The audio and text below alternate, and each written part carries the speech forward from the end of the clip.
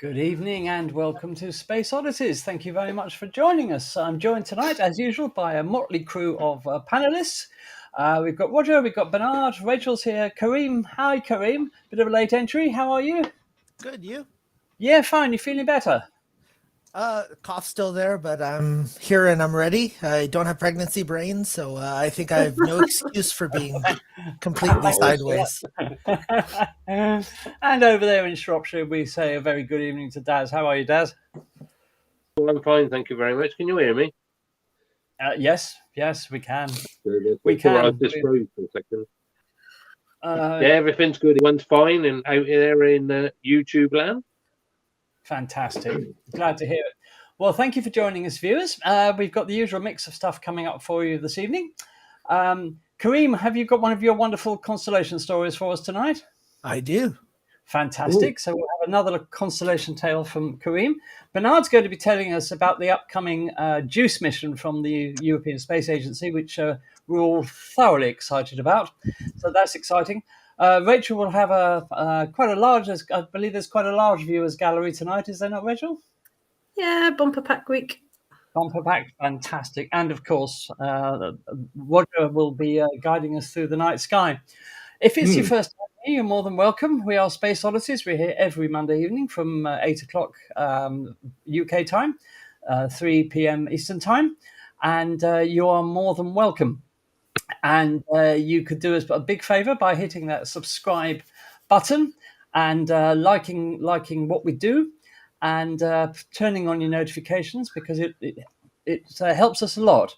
Also, we would like to give a big thanks to our sponsor, Rother Valley Optics, who support us in what we endeavor to do. So thank you for that, guys. So if you need any telescope equipment or binoculars or anything optical, Rother Valley Optics are the guys to go to. So we'll make a start. Roger, what's up in the night sky? That's what we are all dying to know. Oh, well, it's like this. And here we go. For the week 13th to the 19th of February. So watch out tomorrow, it's Valentine's Day. Don't say that. Don't mention that. Oh, so it doesn't say that. Too late. Anyway, for Valentine's Day tomorrow, there's a third quarter moon and obviously thinning to a new moon in the early part of next week. This was the last picture of the moon that I got the other night. So it's been a bit cloudy, shock horror, not normal, but there we go. Oh, that's wonderful. So this is the sunspots from days ago. I've put this in because I've got some closer up views of those sunspots. And I was thinking maybe from the other week when we had that absolutely huge sunspot, whether sunspot 3217 and 3220 are part of what was that sunspot from 2 weeks ago. But you never know. You never know. There's still a lot of activity there. Yeah, but this is what it's currently looking at from earlier today. So still a reasonable bit of activity on there. There's lots of little sunspots and faculae around the limbs there. So that's good. You've captured the faculae very clearly there, Roger. They're wonderful. I've got a good technique going on. Yeah, sorry, I was looking at the sun today, and of course it's the same as yours.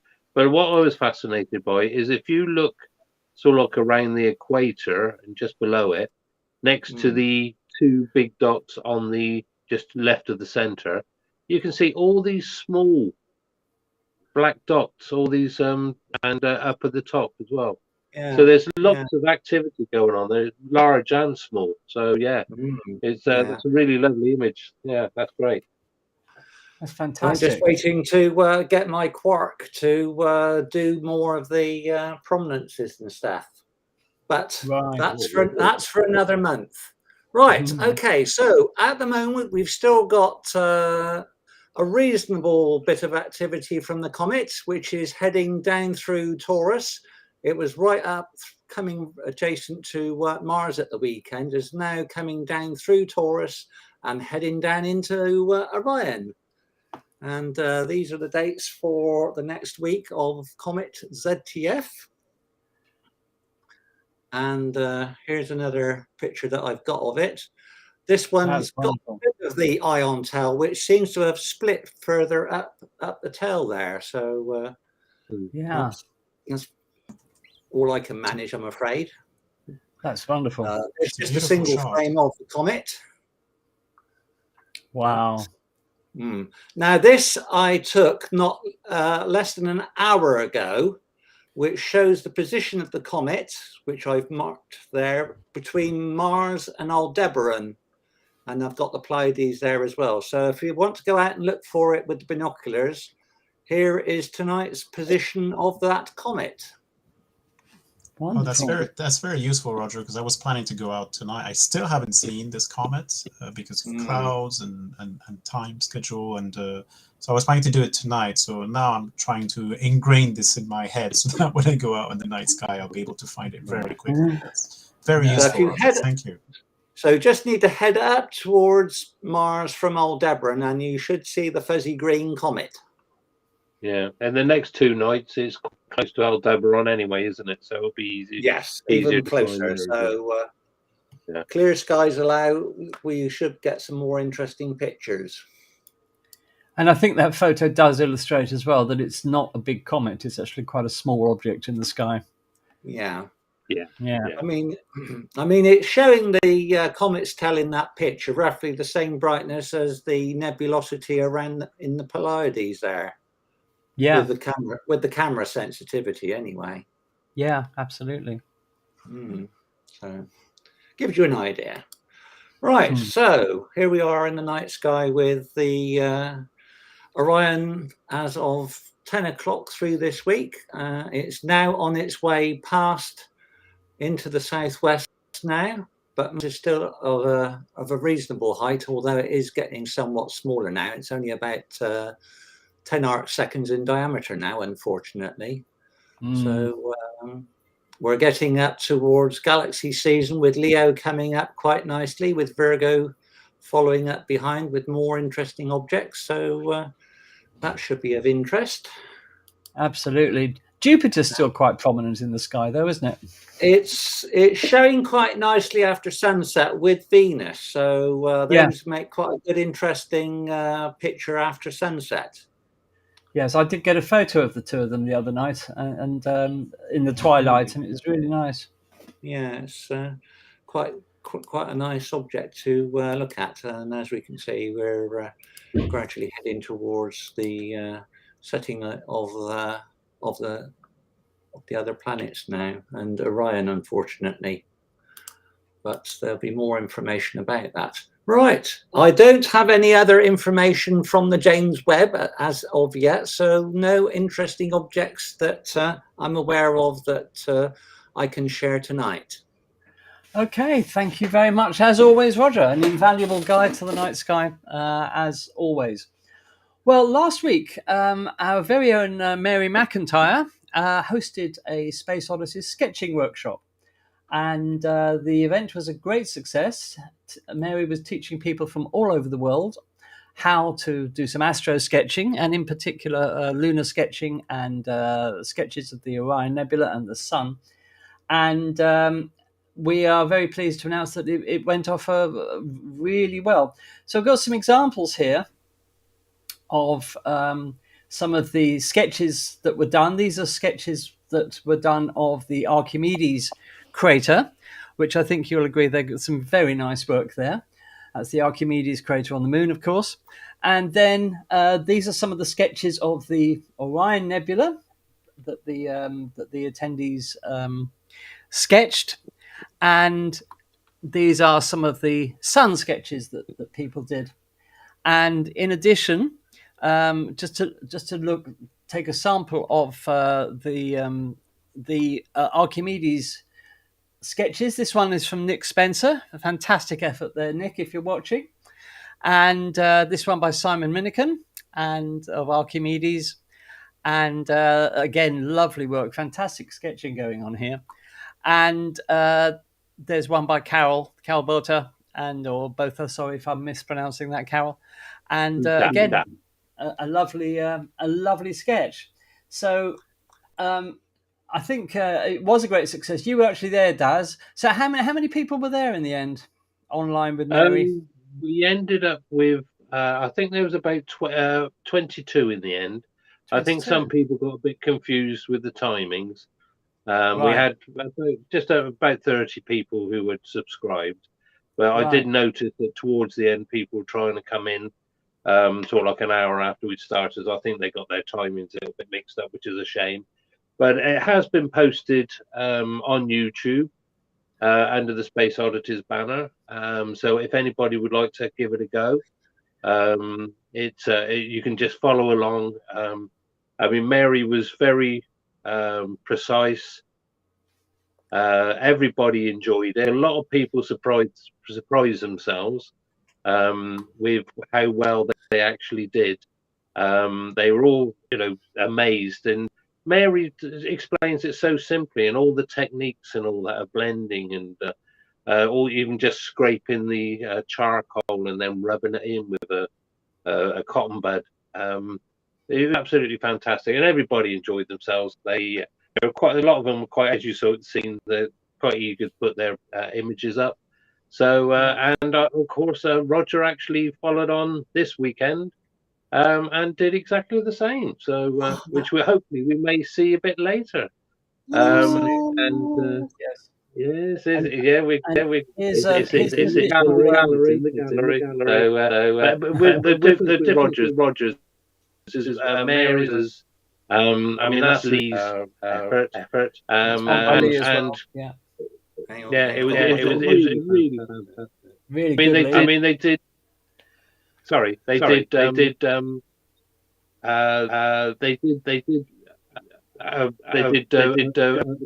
Crate. Sorry, I'm stuck. My record's stuck. Not for the first time. They did a crater. They also did sunspots. Right. And they did. Yeah, I'm getting an echo, Andy. I don't know what's happening. Okay, I don't know why that is. Yeah, we're all getting a bad echo. Okay, is it better now?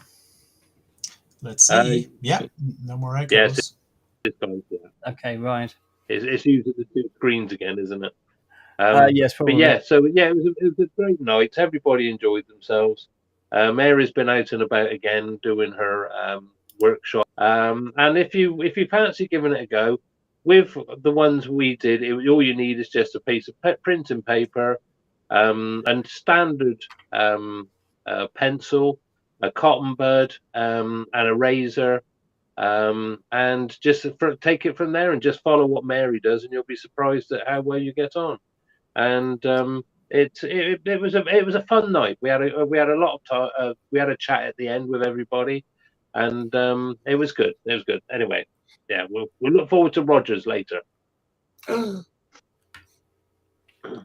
Fantastic. Thank you ever so much. And if viewers, you would like to take part in another sketching workshop here at Space Oddities with Mary, put it in the chat that you'd like to take part, or if you know somebody that might like to do it, put that in the chat as well, because we are, very keen to do these things for you. So if you'd like to take part in a sketching workshop and you didn't do it last week, just put it in the chat. And if we have enough interest, then I'm sure Mary will run another one, because it was a great success. And Mary did demonstrate yet again, even if people think they have no artistic ability whatsoever, Mary always proves them wrong and manages to bring that artistic talent, like Roger, for example, exactly like Roger. And you'll be seeing Roger's work later, as Daz said. And it's surprising how many people do have artistic talent, even if they're firmly convinced that they do not. So that was after 50 years of not drawing anything. Well, that's pretty good. You see, you've having a problem drawing the blinds, let alone anything else. You've been hiding your lamp under a bushel, as they say, Roger. Oh, right. So I've no idea. Well, I can always do it while there's some cloudy skies in Spartford, so that won't be very often then. Well, you can draw other things, I'm sure. I mean, you could do a bit of wildlife drawing, couldn't you? Birds and things, perhaps. No, not interested. Okay. No, I understand. Okay. So anyway, that was the workshop. Great success. If you'd like us to do another one, put it in the chat or in the comments after the show. And don't forget, if this is your first time here, to be notified of anything that we do, including these workshops. Do subscribe to the channel and click the notification icon so that you're kept aware of exactly what's going on. Right then, moving on, we're going to come to Bernard. Now, Europe is mounting a really interesting space mission in April. And Bernard, would you like to tell us what's going on and how it's going? Yeah, absolutely, sure. Now, guys, I never tire myself from saying we live in a golden age, and it seems like not a year or not 6 months goes by that another planetary mission is being launched into space by another agency to go and explore a solar system. And may I remind you that this is probably not the norm for for many decades, and it's just absolutely amazing and exciting. So yes. So we've been mentioning quite a lot on this channel about JUICE mission coming up, going to be launched soon.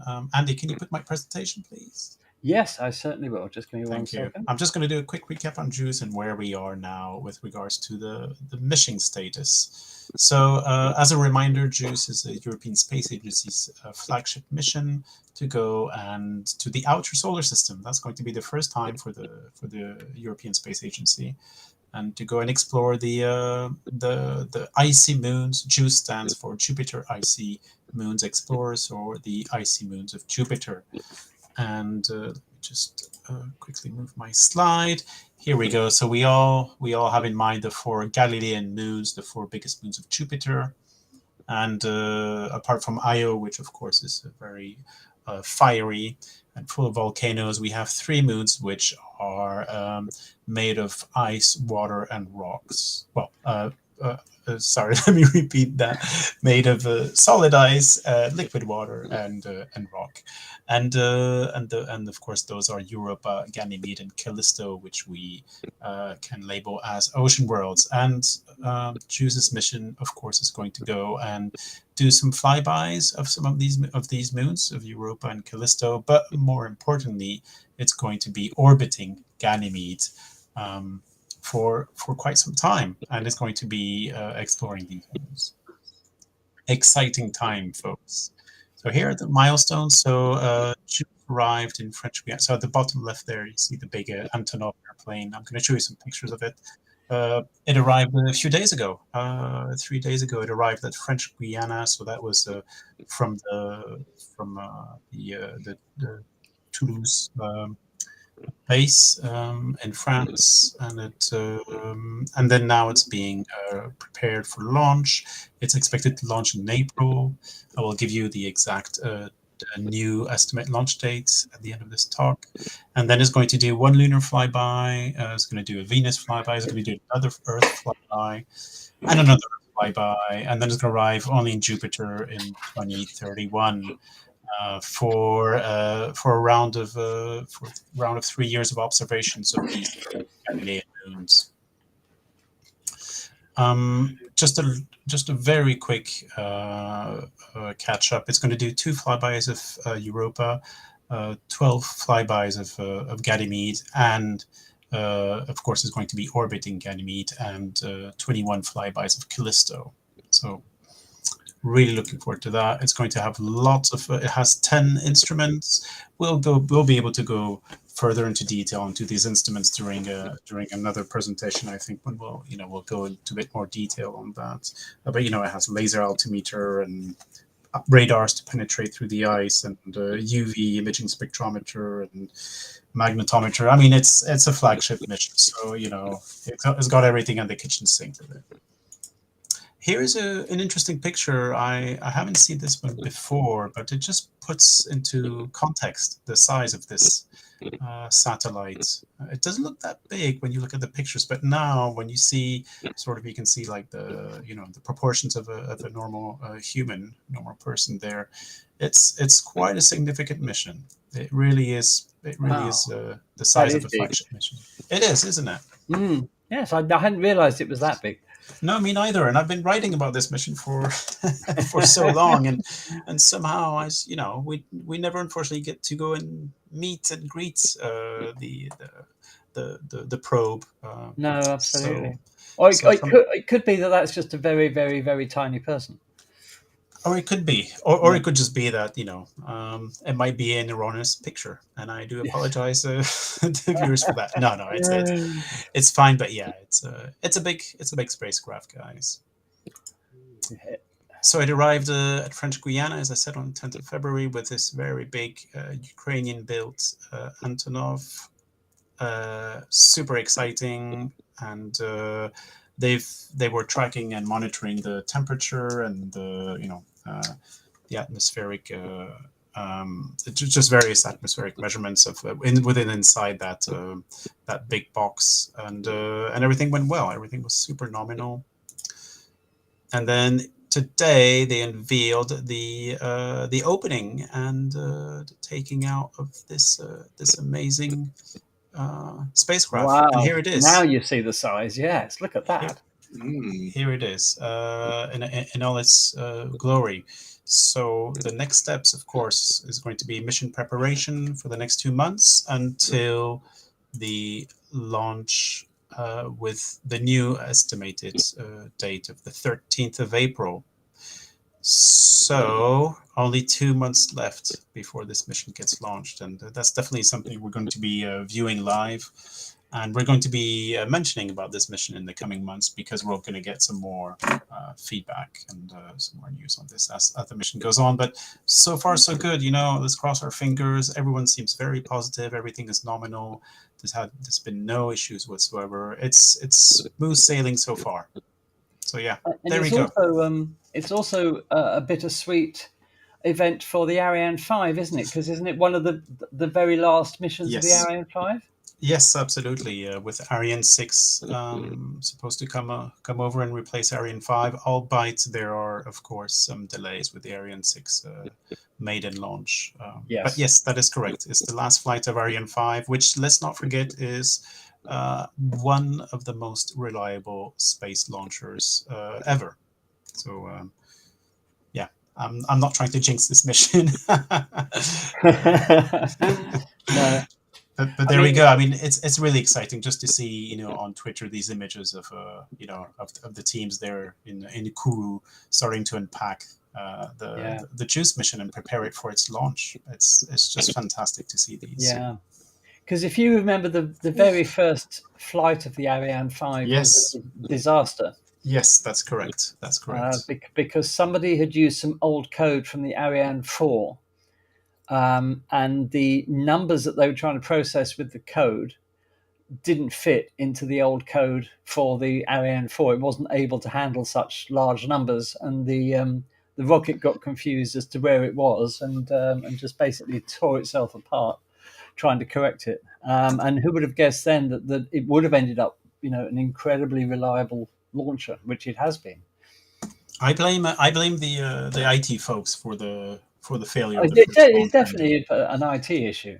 Yeah. But this is something you should never do. I mean, if you want to take an analogy, if you're releasing a new version of Windows, you don't use code from Windows 95, for example, because you could have disastrous results, which is exactly what happened with Ariane. So the lesson was learned, I guess.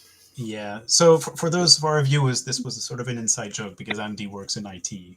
So I was having a stab at him.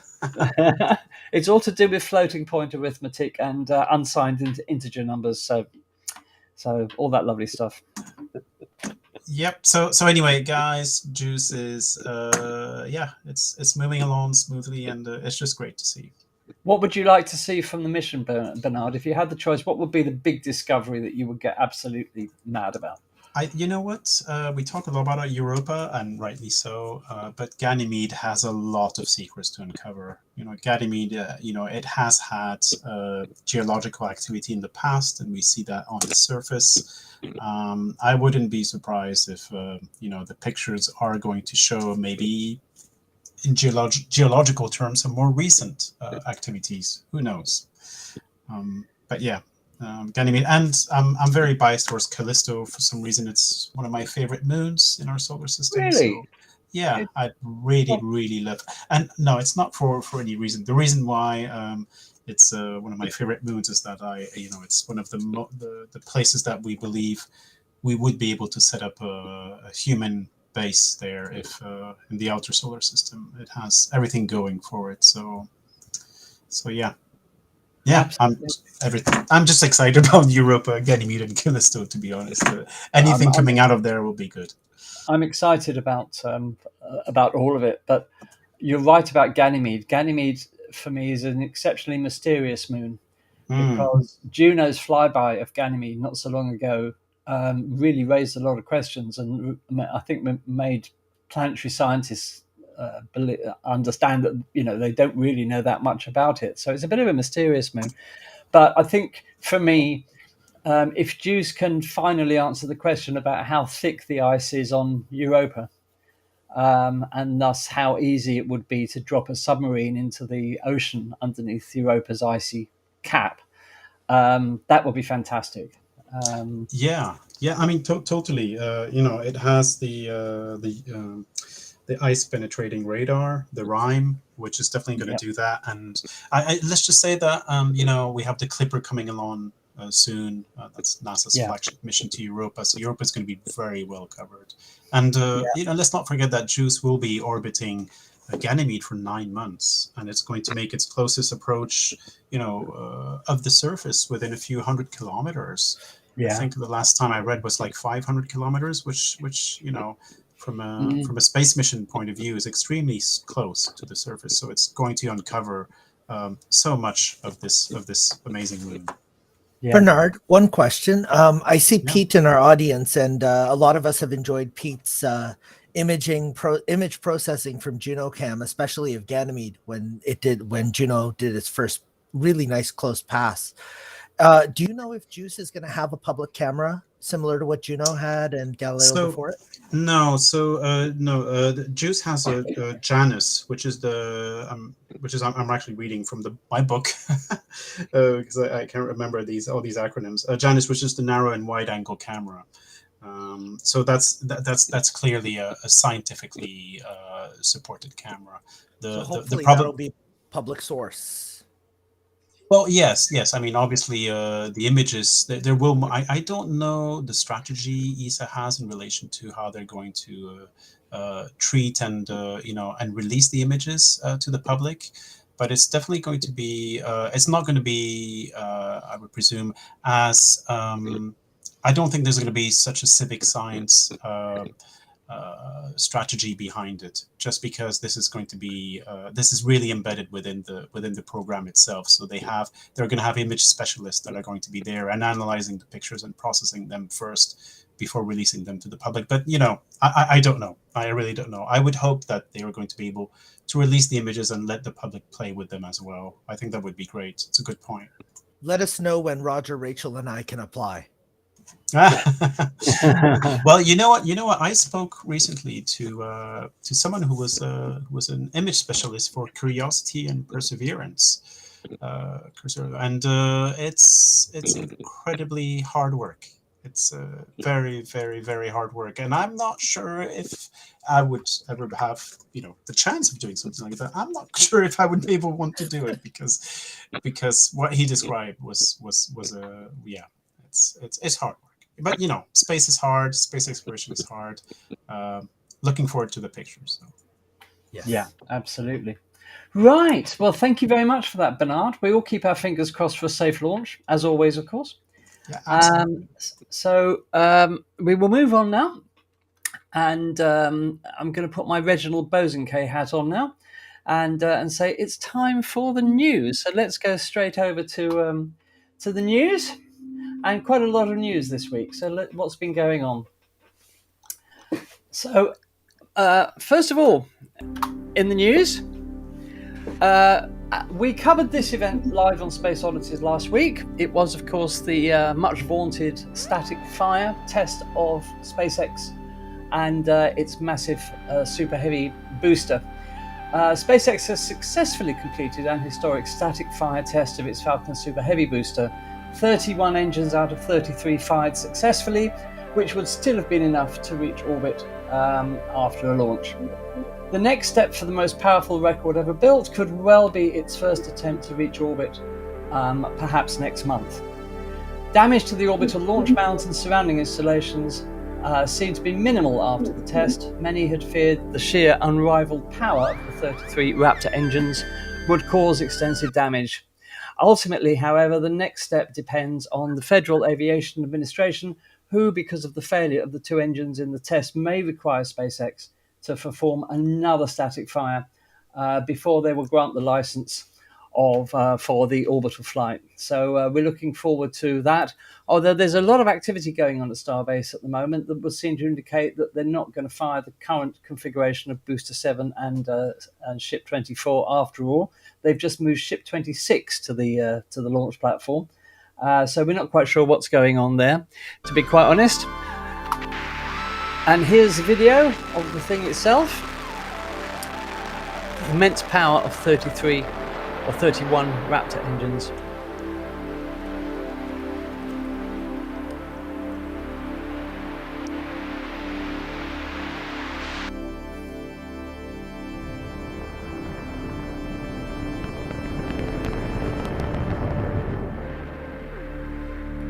So some fantastic views there of the static fire from SpaceX.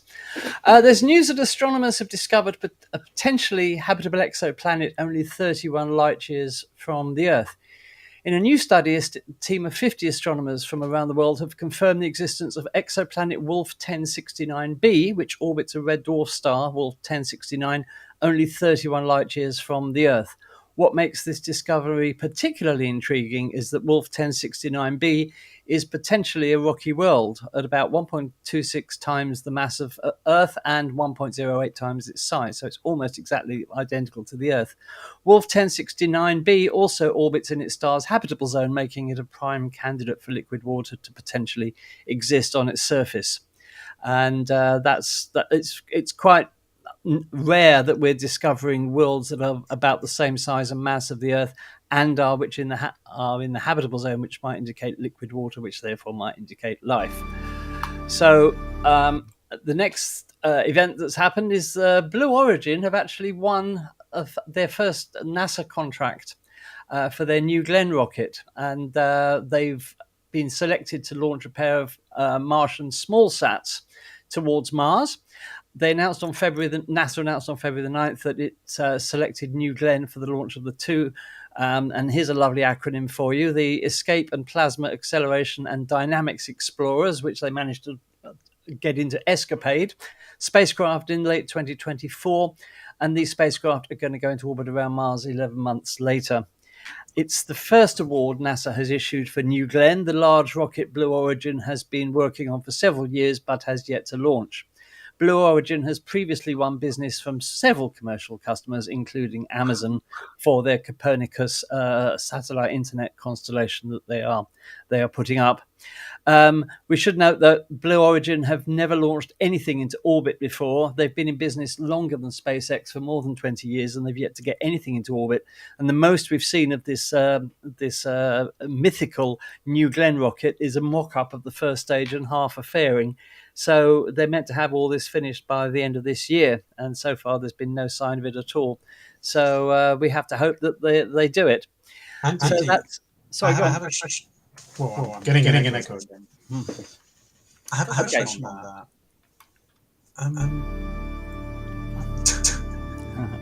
Okay, sorry, okay, let me just go back. Sorry, folks, we're having technical issues here. Go on. No, I'm getting really bad echoes. I'll ask a question afterwards. Okay. Carry on. Virgin are narrowing down the cause of their Launcher 1 failure. You remember the first space mission launch from the UK failed ultimately with the Launcher 1 rocket failing to get into orbit. And they think it was due to the failure of an inexpensive part. Speaking on a panel at the Small Sat Symposium in Mountain View, California, Dan Hart of Virgin Orbit said that it was still premature to formally declare what the problem was, But while the investigation continues, the evidence was pointing to a cheap component in the rocket's second stage engine. Everything points to right now a filter that was clearly there when we assembled the rocket, but was not there as the second stage engine started, meaning it was dislodged and caused mischief downstream. So that was the apparent cause of the failure of that first launch out of the Cornwall spaceport. Of course, everybody was immensely disappointed about all that. Just an inexpensive component that failed. So anyway, I suppose the lesson will be learned for the next one. Somebody has come up with an explanation for the incredible canyons on Pluto's large moon Charon. In 2015, when NASA's New Horizons spacecraft encountered the Pluto-Charon system, the US's Southwestern Research Institute, and they're the people that managed the mission, they discovered interesting geologically active objects instead of the icy worlds that they had expected. And they've revisited the New Horizons data to explore the source of cryovolcanic flows and an obvious belt of fractures on Pluto's large moon Charon. And I think you can see from the image there those immense canyons going across the face of Charon. And what they think is that Charon had a liquid underground ocean at one point, but it froze. And this caused the crust of Charon to literally crack like an egg. And it was less likely to lead to cryovolcanoes erupting with ice, water, and other materials in its northern hemisphere. So we don't see those, but we do see these enormous canyons. And a combination of geological interpretations and thermal orbit evolution models implies that Charon had a subsurface liquid ocean that eventually froze, said the Southwestern Research Institute's Dr. Elisa Roden, a specialist in the geophysics of icy satellites, particularly those containing oceans, and the evolution of giant planet satellite systems. She authored a new paper on the source of Charon's surface features in the journal Icarus. And there's another step forward for Europe. European astronauts could walk on the moon for the first time in the coming years in exchange for the continent taking on a key role in an ambitious NASA space program. The US Space Agency's Artemis program aims to return humans to the moon for the first time since the historic Apollo missions, which ended in 1972. For the first time, the European Space Agency and European aerospace giant Airbus have been entrusted with supplying vital service modules for NASA's Orion spacecraft. In exchange, Europe has 3 guaranteed seats on the mission's flights, probably from 2027, although discussions are ongoing to try and get earlier spots. The role of Europeans is vital. They are providing half of the spacecraft that will take people to the moon and, of course, back to Earth safely, said Mark Steckling, Airbus's head of space exploration. Hubble has captured the start of a new spoke season on Saturn. New images of Saturn from NASA's Hubble Space Telescope herald the start of the planet's spoke season surrounding its equinox, when enigmatic dark features called spokes appear across its rings, as you can see in the image. The cause of the spokes, as well as their seasonal variability, has yet to be fully explained by planetary scientists. An equinox occurs when the rings are tilted edge-on to the sun. The spokes disappear when it is near summer or winter solstice on Saturn, i.e. when the sun appears to reach either its highest or lowest latitude in the northern or southern hemisphere of a planet. As the autumnal equinox of Saturn's northern hemisphere on May the 6th, 2025 draws near, the spokes are expected to become increasingly prominent and observable.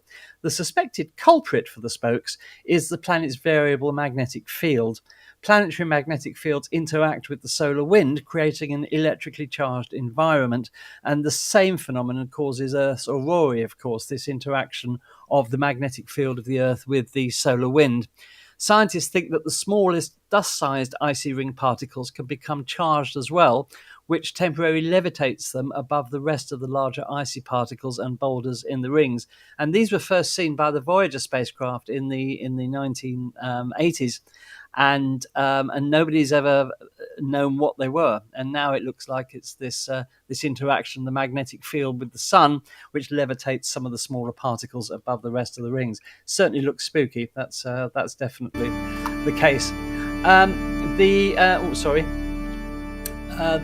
the world's largest radio telescope has scanned 33 exoplanets for extraterrestrial signals.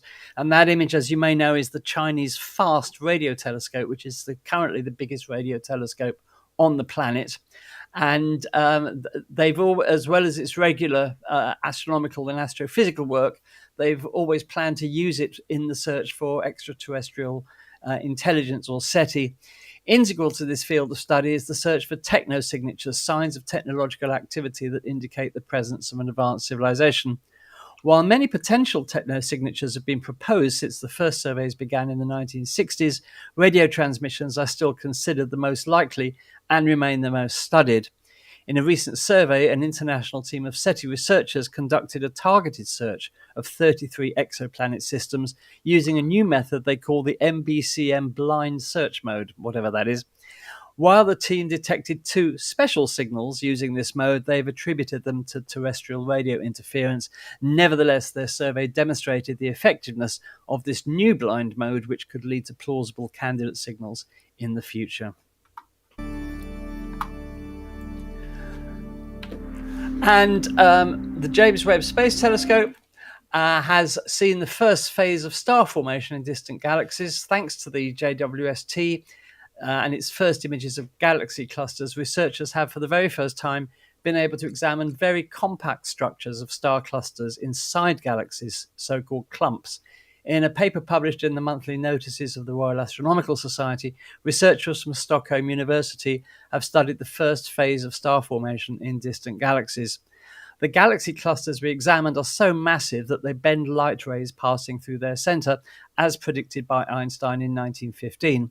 And this in turn produces a kind of magnifying glass effect. The images of background galaxies are magnified, explained Adelaide Claessens, Department of Astronomy, Stockholm University, one of the lead authors of the study.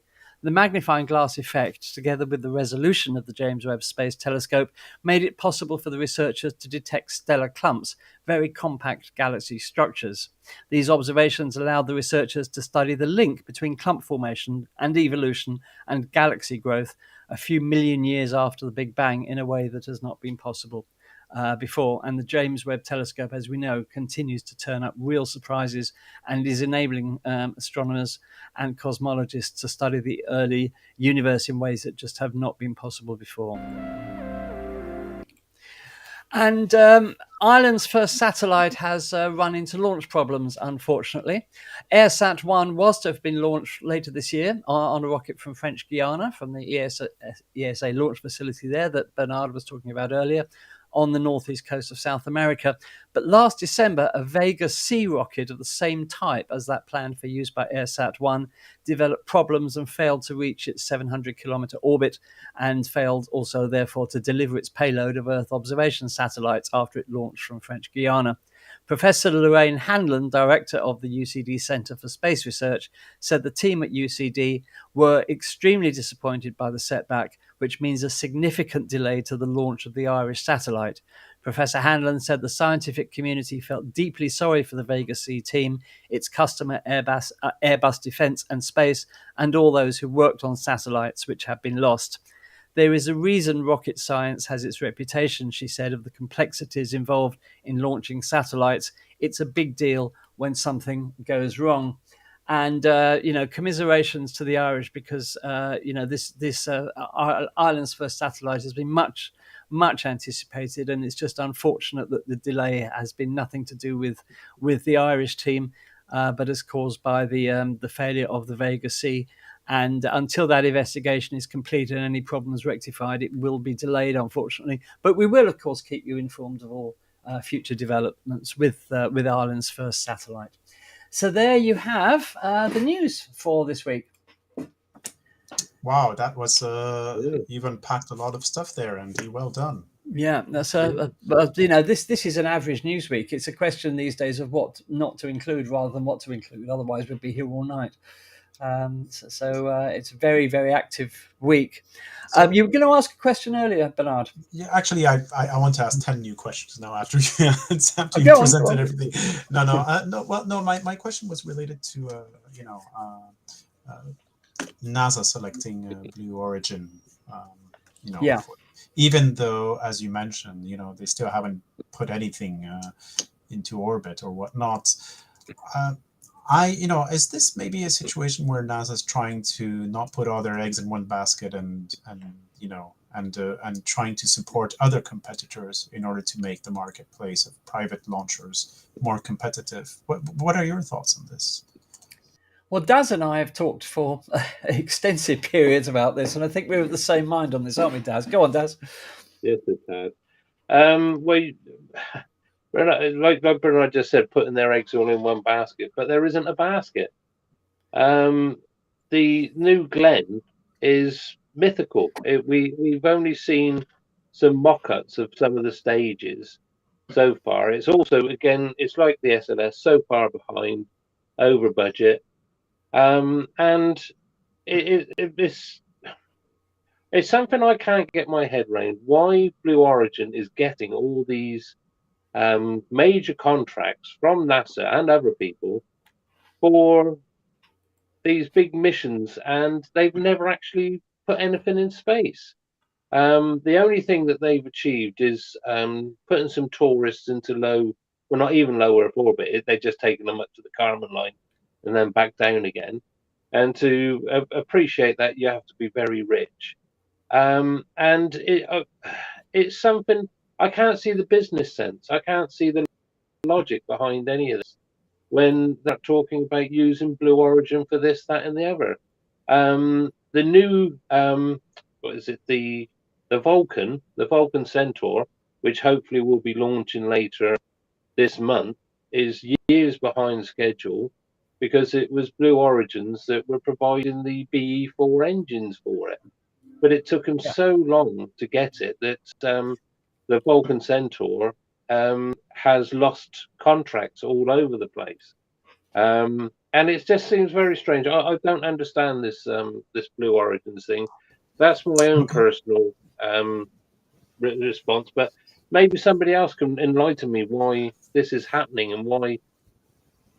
I don't understand that. I really can't understand them doing this.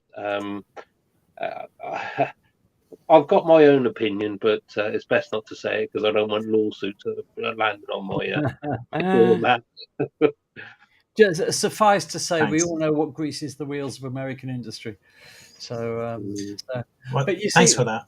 Thanks for that response, guys. My view, Bernard, is yes, if you're going to open up competition, fine. But you choose a company that actually has proved that they can do it, that has the facilities to do it. And Blue Origin haven't even got a rocket that works yet, that nobody's ever seen. And yet NASA are throwing contracts on them, throwing contracts at them. It really doesn't make any sense to me at all. It really doesn't. And, you could say, but on the other hand, they've given SpaceX the job of building the lunar variant of the Starship to land people on the moon. And that's not built yet. Yes, but at least SpaceX have got a track record of always doing what they say they will, which they've never, ever failed at, and and are the world's leading company in terms of getting things into orbit. So they do have a track record that NASA can look at and say, yes, they're a good choice for the job. But what have Blue Origin done? They've sent a flying penis into space with Captain Kirk on it, and that's about it. They've never done anything else, and they've been going for more than 20 years, and they've yet to get one thing into orbit.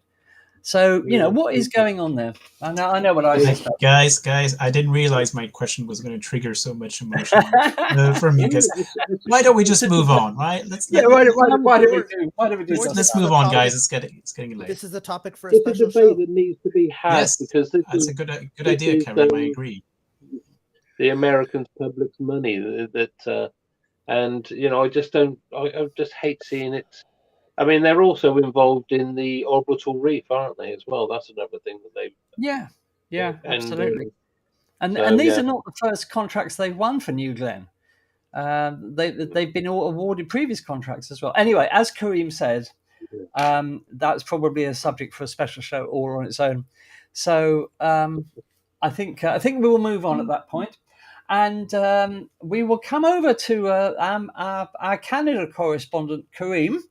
And Kareem, I believe you've got another constellation tale for us, which we all look forward to. So what have you got this week? I do. Can you share my slides? Yeah, give me 1 second. Wonderful. So last time, 2 weeks ago, we talked about Orion or Jolpin or Wintermaker, however we want to call it. But I thought tonight we'll talk about its neighbor, the Pleiades. And we're going to talk a little bit about what the Pleiades are from different cultures and from different perspectives. And this is all a part of this idea of two-eyed seeing, which is trying to combine indigenous and ancient knowledge with what we understand from science today, from our observations of the night sky.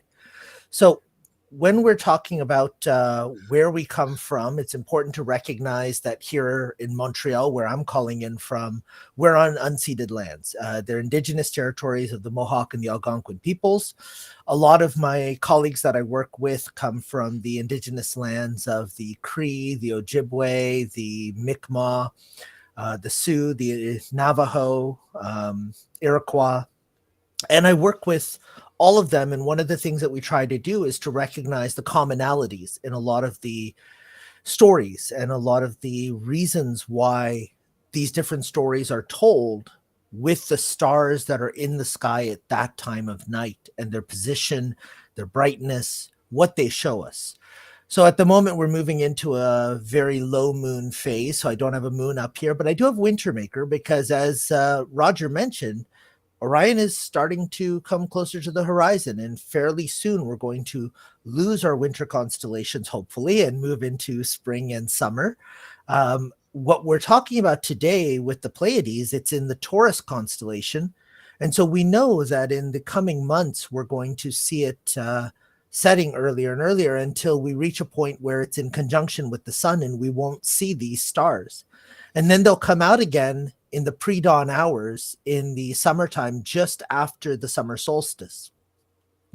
One of the neat things about a lot of the First Nation stories of the winter night sky is there's a lot of reverence to the Pleiades, to the hole in the sky, to the seven sisters. And you can see here from the Ojibwe, Wintermaker is stretching its arms up towards the Pleiades. So most of us know the Pleiades as the seven sisters, the seven daughters of Atlas and the water nymph Pleione. And the idea of the seven sisters being chased through the night sky by that scourge Orion that we talked about 2 weeks ago is something that comes out in a lot of different cultures. In fact, in Australia, the seven sisters are chased not by Orion, but by this wicked wizard who changes forms and who tries his best to capture these seven women. And the seven sisters are running through the territory of wherever you are in Australia. And I've talked about this before in some of the outreach talks that I've done, because when they traced through the legends in the First Nations and the indigenous peoples of Australia, what they found was that the story was almost the same, even in tribes that didn't have contact very much with other areas, other tribes from the desert versus from the coastal region. What differed was the plant life, the specific geological formations that were referred to that might have tripped up the eldest of the sisters, who then was caught by the wizard and shone less brightly, because we know now that of the seven sisters, the seven brightest stars, only 6 of them are really discernible these days, because one of them is very close to Atlas and it's hard to see and separate out in our resolution for our naked eye. As well, the animals that the wizard takes on the form of changes from location to location across Australia. So this idea of seven sisters was even something that was discussed with me during the Starmus Festival when I was in Armenia, because that's the way in which they refer to the Pleiades. They refer to it as the seven virgins running away from Orion to keep their chastity. Now, this contrasts with what we see here in North America, because in North America, we have the seven stars in different orientations referred to as seven children. We talked briefly about Atsetsusi, the Navajo version of Orion, And the fact that when Orion is setting in the springtime in the early morning, instead of being a warrior as Atsatsushi is during the fall, protecting the village through the heavy parts of winter, it takes on a planter's designation, and the bow and arrow becomes a stick that pokes into the ground. Well, the Pleiades, Deliehi, is actually known as the planting stars or the seeding stars. And it's pictured as a mother with her 6 children who shine more brightly, and the 6 children are helping her with planting the seeds. But in another story, also from the Navajo, they're known as the Flint Boys. And the Flint Boys are 7 boys who during the summertime would be out and about with the warriors and the hunters, and they'd be trying to learn the trade. But in the wintertime, you have to keep them busy, and they haven't earned the right to sit back and tell stories throughout the winter. So in the wintertime, they're doing the chores. And because they're doing the chores, they're very frustrated by their mothers staying after them, making them do all of these menial tasks. So they decide to do a dance to rise up into the stars so they can get away from these menial chores. But the mothers see this and they come running and they capture one of their legs, and they manage to start to pull them down, but they still manage to escape. But one of them just isn't as bright as the others because his mother managed to catch him before he escaped fully. So one of the conversations I had with some of my colleagues in the two-eyed seeing world is, why is it that some cultures refer to this as the 7 daughters or the 7 sisters, the 7 virgins, and others refer to it specifically in terms of the male species, 7 boys? And part of the reason is because in the wintertime, when we have such harsh conditions, you don't want the boys to travel out into the wilderness, and you do want them to help out with the chores around the village. So telling the story of the boys getting in trouble and the boys being the ones who are mischievous reminds the other children that they have to stay down and help their mothers and help prepare for the planting season. Whereas especially in the Southern Hemisphere, because you're looking at the different time of year, oftentimes this is part of the betrothal season. And so you don't want these women or these young girls to fall prey to temptation, the wicked wizard that's chasing after them, or the hunter Orion who wants to ravage them. You want them to maintain their chastity so that it's for the sake of the village. And the idea was that these 2 different locations see the stars differently for this reason. And then it started to really dive into the observations of the Pleiades. And one of the wonderful stories that I found, and forgive me, the animation isn't working here, but the Andes mountain, the farmers from Peru and Bolivia, after the summer solstice, they climb up into the mountains to see the first sighting of the Pleiades in the pre-dawn hours. And what they do is they observe the Pleiades in terms of the number of stars they can observe, the relative brightness of those stars, and how far away they appear to be in terms of how vivid their brightness is. And the dimmer the stars, the less they forecast rain 6 months from then. So the later they delay their planting of potato crops, because they don't want them to waste away without enough rain for the potatoes to be harvested. And the scientists that found out about this and did an analysis of the weather patterns found that the high, thin cirrus clouds that would block or obscure the view of the Pleiades would actually be precursors of the El Nino, which would cause a lower rainfall in that region 6 months later. Wow. Sorry, yeah, it's phenomenal the amount of, like, 400 years ago, the Andes farmers were predicting the El Nino effects. That's amazing. And that's just from the sighting of the Pleiades in the pre-dawn hours. That's amazing. It is. So the Pleiades have this spiritual aspect to them where they seem to give us a view into another world, or the world that's shining down on us and determining kind of the scale of how we live our lives and what affects us here. And that's also true for some of the First Nations here in Canada.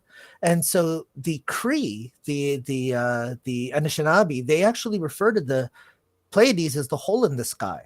And this is the trickster pointing to the hole in the sky from which Star Woman first came. And Star Woman was the ancestor in the star world that first brought humans here to Turtle Island. And so often you see the Pleiades were referred to or represented by this 7-starred star blanket, the 7-pointed star blanket. And the story goes as this, and Wilfred Buck is actually the one who told me this story. He's a Cree storyteller. And Grandmother Spider was in charge of the doorways between the Star World and here on Turtle Island.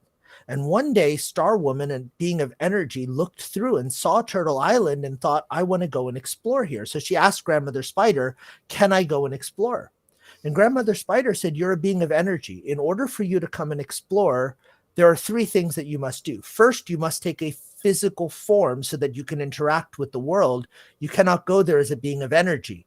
And that's why we humans, as beings of energy, became beings of matter when we're here on Turtle Island, but beings of spirit when we die and we go back into the spirit world. Secondly, you must bring a gift. And so the gift she brought was the star blanket to remind the people of Turtle Island and the animals of Turtle Island that the doorway, the hole in the sky, is there. And lastly, you cannot stay long. You must return, because your place is not on Turtle Island. Your place is here in the spirit world, which is why all humans have a finite lifespan. We can't just stay down here. So once the Star Woman agreed to all of these principles, Grandmother Spider spun a web that allowed her to come down and then spend time here and then go back up. And so this idea of the way in which we see the Pleiades matches our observations often, because when you look up towards the Pleiades and you see the other aspects of this, the arm of the Milky Way there. And if you look here at this picture, you can actually see the arm of the Milky Way kind of passing through where Grandmother Spider sits, where the trickster points to the hole in the sky, the Pleiades. You can kind of envision that thread, that strand of dark web that brought Star Woman here, brought humanity here to Turtle Island, but only for a limited time before we go back. And with that, I'll say thank you. And don't forget to use both eyes for the benefit of all. Andy, back to you. Thank you very much, Corinne. That is really fascinating, especially the bit about El Nino. Yes. And we think that, you know, El Nino is a modern discovery. And how little we know, eh? It's our cultural arrogance about the past, isn't it? Well, it's amazing, those cloud formations and the way they obscure our view. I mean, we just swear at them because the seeing is bad and we can't take photographs or whatever. But the farmers have been using these for centuries to determine exactly how to protect their village and protect their food supply. Absolutely. Absolutely fascinating. Thanks so much, Kareem. Your stories are always so interesting and so revealing, and they not mine, and I'm not an authentic voice, but thankfully I'm allowed to share them. All right, the presentation of these stories we always greatly enjoy, and I hope you've got many more up your sleeve, because we do love them, and if you love them, viewers, say so in the chat, because I'm sure Kareem would love to have your support, knowing that his efforts are appreciated. We appreciate them here, of course. So if you'd like Kareem to do more, then tell us, obviously. Thank you, everyone. So there we are. Thank you so much for that, Kareem. And you have been sorely missed during your prolonged illness. So it's good to have your voice back. So there we are. Speaking of clouds and us swearing at clouds because we don't get good seeing, on a related note, I gather in the UK that the campaign for the preservation of rural England is mounting another star count. Can anybody talk about that? Yeah, Andy. It starts on, I think it's the 17th, and it runs through till the, let me just find it. It runs through, it runs for a whole week. It's not too late to actually sign up. If you just log on to, Andy's just popped it up, onto the CPRE, the Countryside Charity, and you will see, well, you see there it says donation, but you can actually sign up to the star count. It's very, very simple. It's something that all the family can do, and you will actually be taking part in a citizen science project. The idea behind it is they do it every year. And once they've got all the results in, they then produce a light pollution map of the UK. And all it entails is, and as we've already mentioned, we've already spoken about it, Orion is high in the sky early in the evenings. So you can go out between sort of like 9 o'clock to 12 o'clock if you wish. And the idea is you count all the stars within the Orion asterism that you can actually see. Now, the reason they run it over the week is because we were just talking about it, clouds. You can't guarantee that you're going to have just one night of good seeing that everybody can just pop out on. So what you do is you just have a look, see what the seeing is like. If you can see the belt of Orion, the stars in the belt of Orion, then give it a go. If you can't, then they're popping out because most of the stars will be obscured, the lesser light away. But if you, like I said, if you just pop along to the campaign to protect rural England, the CPRE website, once you're on there, the first thing you come to is the star count. You can log on there. They just want a couple of details, and then they will send you all the information that you need to participate.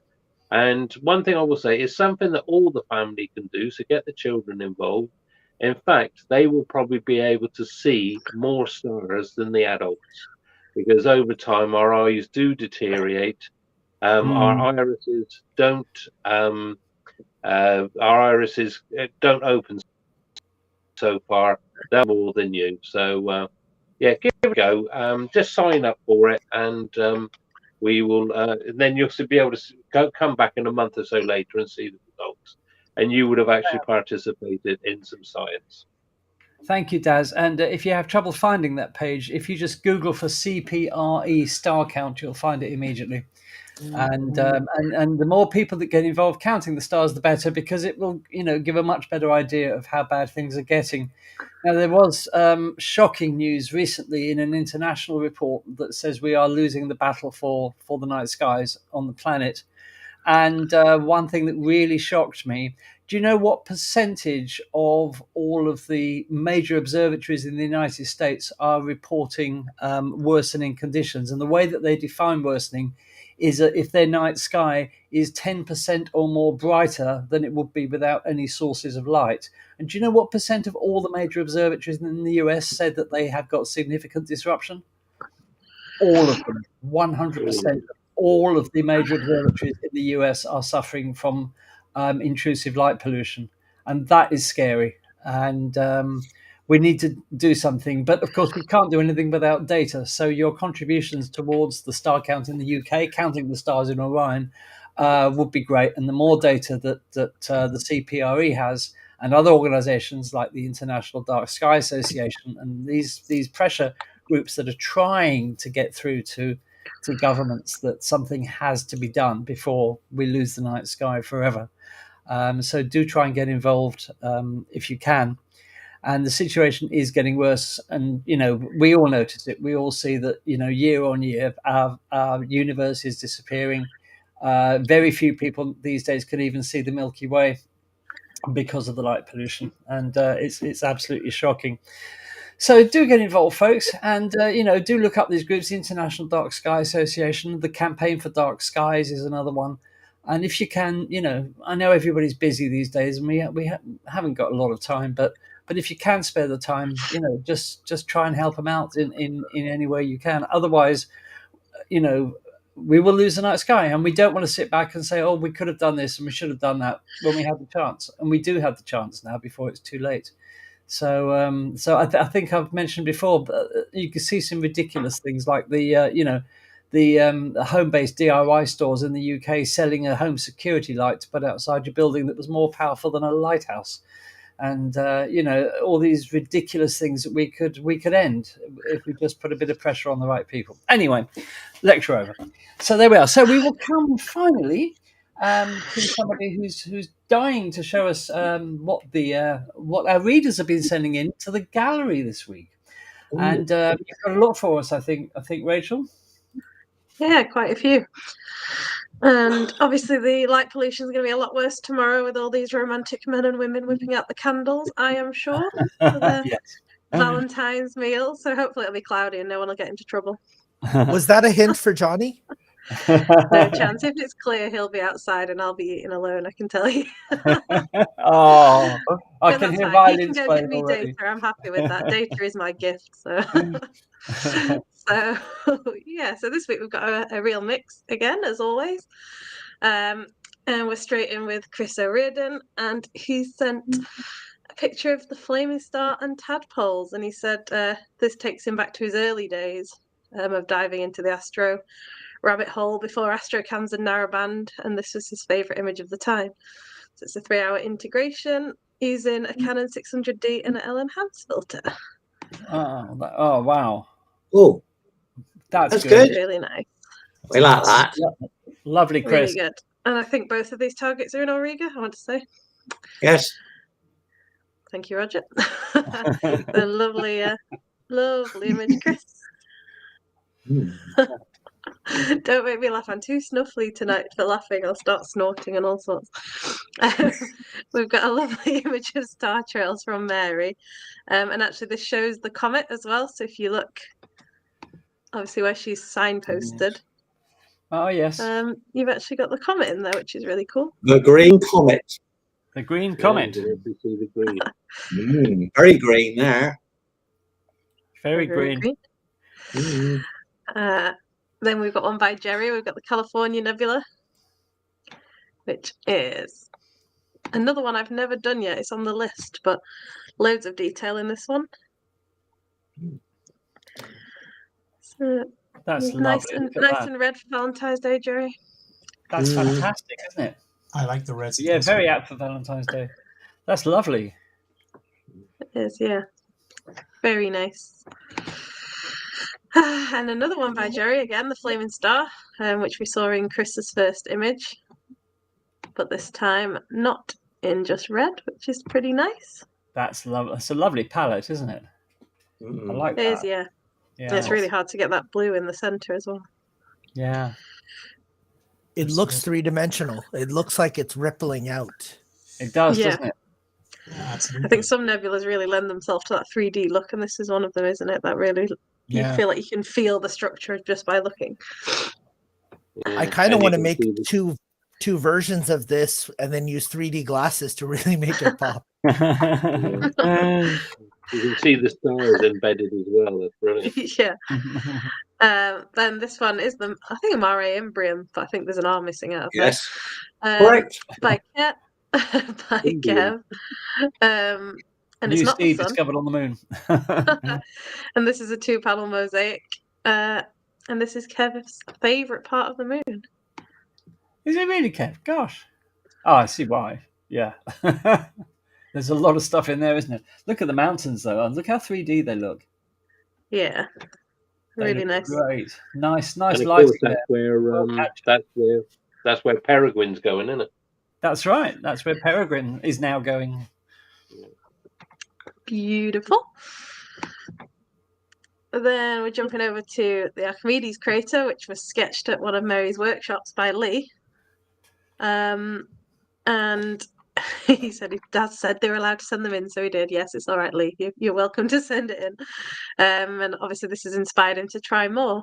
So this is Lee's lovely sketch. Well done, Lee. A great sketch. I think they were That's all good, so Lee. good though, from the montage. They were all really good. Yeah. They were all very good. You can't choose I like between that. them, really. But It's very nice. good effort. Very good effort. It is very nicely. Then we've got another one by Chris, which is obviously the Cygnus Wall. And this is part of the North American Nebula, and it's a 3-hour integration using a 1-shot color camera and the L-Extreme dual band filter. So he separated the channels for this one to create a Hubble palette look. Which is really nice. I do like the golds and blues. Yeah. Very good. That's lovely. Beautiful.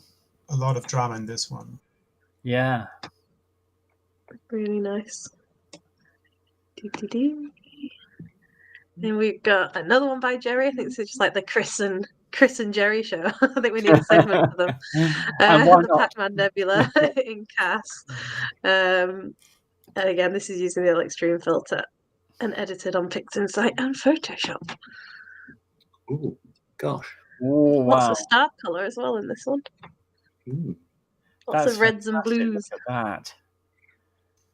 That's It's another one that gives you the feeling of a 3D object, right? yeah, Yeah. absolutely. Yeah. Yeah, it's like a little lagoon. Thank you, Jerry. Mhm. Then there's some sketch by some guy that we don't know, but we let them put it in Oh, God. anyway. Dun, dun, dun. This is Roger's Archimedes sketch. Do you want to talk about it, Roger?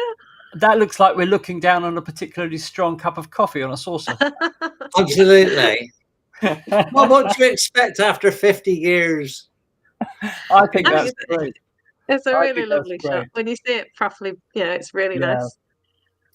That's brilliant, Roger. Mm. You It's didn't know okay. you had it in you, be honest. You didn't know I you didn't could know do I it. had it in me either.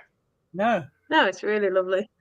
I think it's Well, mad how you can get so many different textures on, a flat surface, but it looks so. There's so many different layers. Yeah. Yes, thank you. I am very snuffly, Andy. I mean, I'm naturally nasally anyway, so when I get a cold, it's even worse. Well, It anyway, we try wasn't and too teach bad comics after when I've 1 got a hour. blocked That was nose. only an hour's worth of drawing, so it wasn't too bad. It's very good, and I'm sure you'll keep going now. You've had the sketching bug. We'll see. We might have to have Roger's sketches of the night sky as a segment. Yeah. Well done, Roger. That's great. Wish I could do that. Then we've got another entry by Lee, this time the comet. And he said this was a real bugger to process and totally different to the DSO ones. And obviously it was taken during a full moon. So there was lots of challenges and battles there. But really nice. Wow, that is really nice. That's a great one there, Lee.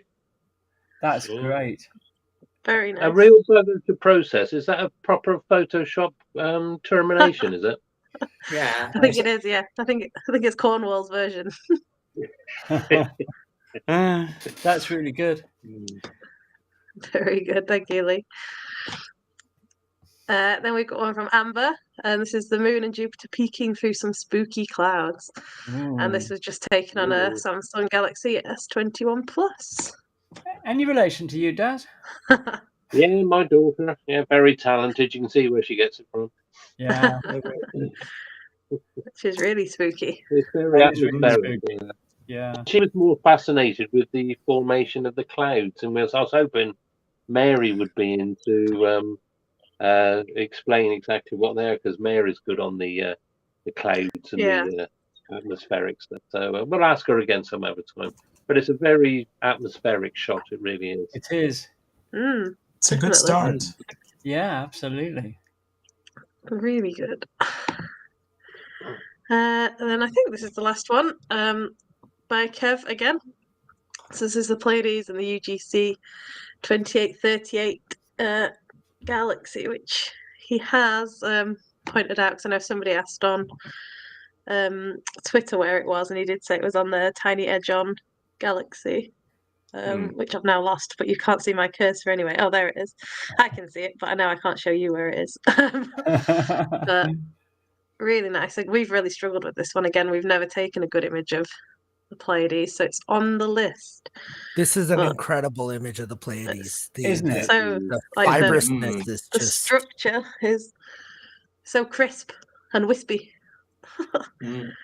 which is a technical. Yes, I can term. see the Edge on Galaxy there. Yes, I can. Yeah, I can see it. I just don't know how to describe where it is. But yeah, so really nice. Thank you, Kev. Kev, that's amazing. The nebulosity there is astonishing. And we have to congratulate Kev from what I can gather from the chat. He's had an image published in Sky at Night this month. So. Oh, well done, Kev. I've not got my copy yet. I can't see what it is, but it's not the sun. That's what I do know. But he might be able to tell us in the chat which one it is. Well done, Kev. Congratulations to everybody. I mean, week on week, we say it and say it, but we'll never cease to be amazed at how good your images are, and we're very grateful to you for sending them in to us. And we do love looking at them, and you're very talented. That's all I've got to say. So keep them coming in. Rachel has posted the details in the chat if you'd like to send us your images to be shown in the weekly gallery. And there we are. And before we go any further, of course, we should say hello to all the people on Facebook. If you're watching on Facebook, hello.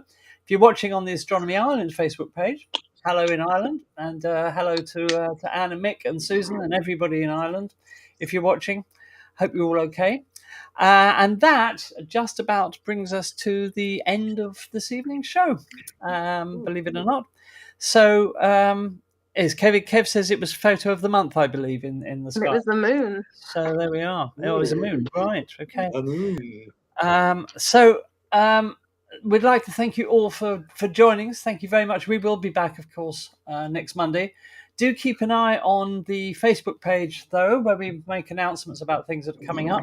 Because last week, when we covered the static fire of the Super Heavy booster at Boca Chica, it was all a bit impromptu because we didn't know exactly when it was going to happen. So we had to put it together rather quickly. So we made sort of do spontaneous things like that.